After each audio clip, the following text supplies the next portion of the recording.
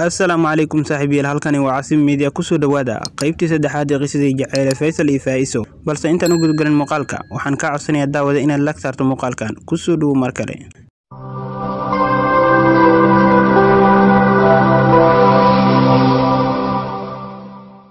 gabdhihii xaafadda soo degay muddo badan waxay ku maqnaayeen baaritaankii Faiso iyo qabiilka ay ka dhalatay baaritaan dheer kadib gabdhihii waxay soo ogaadeen in ay Faiso ka dhalatay qabiilada Soomaalidu ee heebsocaan sidoo kale waxay isugu warameen in ay Faiso qiyaamaysay Faysal iyagoon ogeyn sida wanaagsan ay isu guursadeen iyo jaceylka weyn ee ka dhaxeeya gabdhihii waxay ka maseereen sida lamaanahan isu jecel yihiin gabdhihii gabar kamid ah oo markaa qaraabo sokeeye la ah Faysal aad bay ugu xumaatay arintii waxay sadhaxday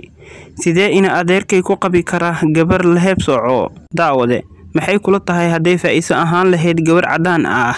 miya la heebsooci lahaa mise la raadin lahaa qabiilkeeda gabadhii waxay arintii gaarsiisay qoyskii uu Faysal ka dhashay oo markaa ku noolaa UK iyo Canada qoyskii baa arintii la yaabay waxa ayna ku noqotay fajac waxay sadhaheen sidee ku suurtoobi kartaa arintan waxay dhaheen arintani waxaan u maleynaynaa in ay tahay been abuur balse gabadhii reerka duminaysay baa waxay dhahday arintani waa xaqiiq oo waxa aan baarayay muddo dheer waxaana la ii sheegay gabadhani in ay tahay reerka la heebsoco ehelkeedana waa mid si fiican loo yaqaan qoyska ayagoo fajacsan baa waxay dhaheen gabadhani miyay sixirtay Faysal waxayna dhaheen Faysal lagama yaabay in uu guursado qabiilka asagoo og qoyskii waxay soo waceen Faysal waxayna dhaheen gabadha guursatay ma taqaana qabiilkeeda Faysal waxa uu ku jawaabay ha waan garanayaa oo gabadhani waa reer hebel Faysal wuxuu wali u haystaa gabadhani in ay ka dhalatay qoyskii ay la deganeed markuu baranayay sidaan hore ugu soo xusnay sheekadani qaybteedii koobaad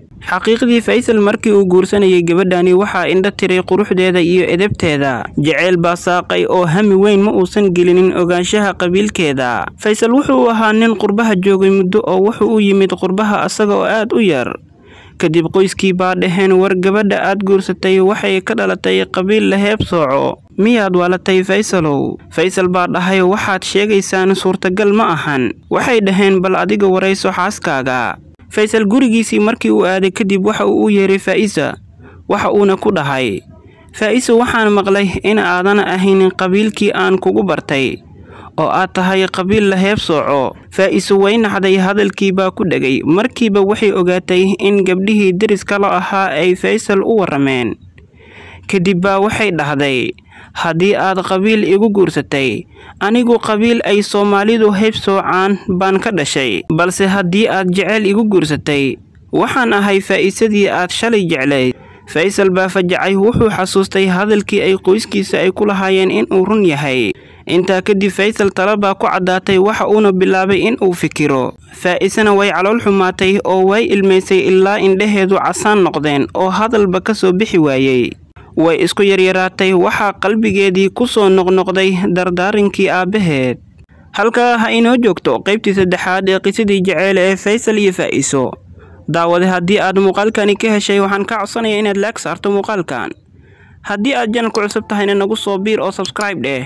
furo gambaleelka si aad u hesho qaybaha xiga aynu soo gelin doono tan intaan ku kulmayna qaybta afraad ee qisadan waxaan idinkaga tagaynaa sidaas iyo amaan Allah